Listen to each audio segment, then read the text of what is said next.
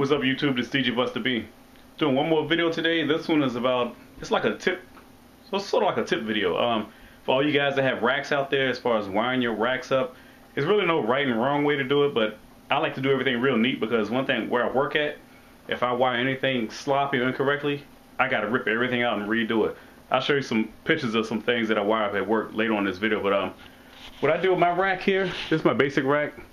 As you see how everything is nice and neat and organized. Like the inside of the rack here. Also have a light that I put in too, like a little, so you can see if you're on a gig, you need to see up in here. But everything, all my power cables are tied up, and usually on one side if you can, but sometimes you can't avoid it.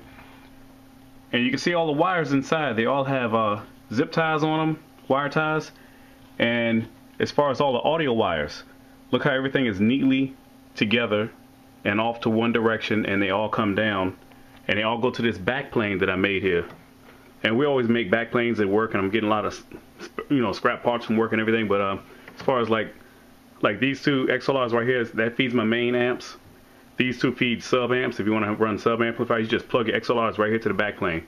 My mixer from my controller comes right into here. RCA's. I'm also going to do some XLRs too. I just haven't got around to cutting the holes and everything.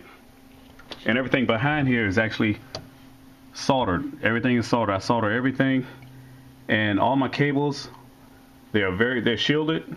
They have full shielding all on the inside, so it blocks a lot of interference.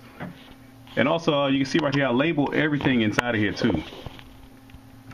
As far as even the gear itself, like on my crossover sub, channel B is sub. Actually, this is the BB sound maximizer, main input. And all my cables have, unfortunately, I have access to a cable label maker that your labels actually wrap around each cable, but you could do any kind of labeling system that you want as long as you know what's going on in your rack. And you can check out stuff on the fly, like if something happens on the gig, you need to find out what's not working, you can just look, what channel feeds into what. Everything is labeled back here. And of course up here, up top is my power conditioner. You see all my power cords. A couple of them come to this side because that's, the way the amount of space I have. Other ones come over here. And on the bottom, some of you guys have one of these, like these American Audio or American DJ switch boxes. And being at your jacks, your power outlets are all the way up under here. How can you get back here to plug something in? Especially if you have a transformer or something that, somebody has something else you need to plug up. So I got these little small extensions. These things are like maybe $4 for 3 or something. And they light up too. So when they're hot, they're on. Everything lights up. So I got all of these back here in the back. One of them is just not hooked up right now.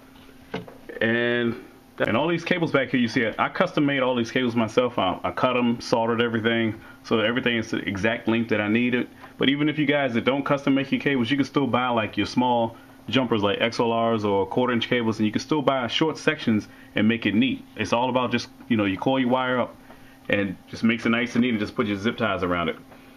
And also, if you do have the option of trying to keep your power cords separately on one side, which is a good practice in some sensitive electronics, that does help out with noise in your AC line or anything like that.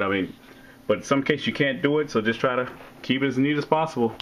That's about it. Everything is labeled, but just a little tip guide as far as you guys wiring your racks up. If you need any ideas, keep all your wiring nice and neat. You don't want it like a rat's nest. And here's a look from up top and from the bottom. And it's just so nice and easy. Even like my wireless mics, which is rack mounted, one rack unit right here. Everything's coiled up nice and neat. And there's no wires hanging all in front of everything. Like some guys zip tie wires and they just hang all together and just block everything. Try to coil your wires and try to come one way.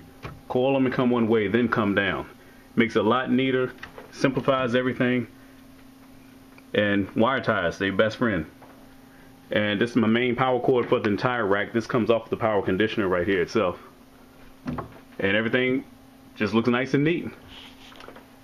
So this is just like a little tip guide, if you guys are looking at ideas on how to properly, not really properly, but a neat way of doing your racks or anything like that, just check out this video.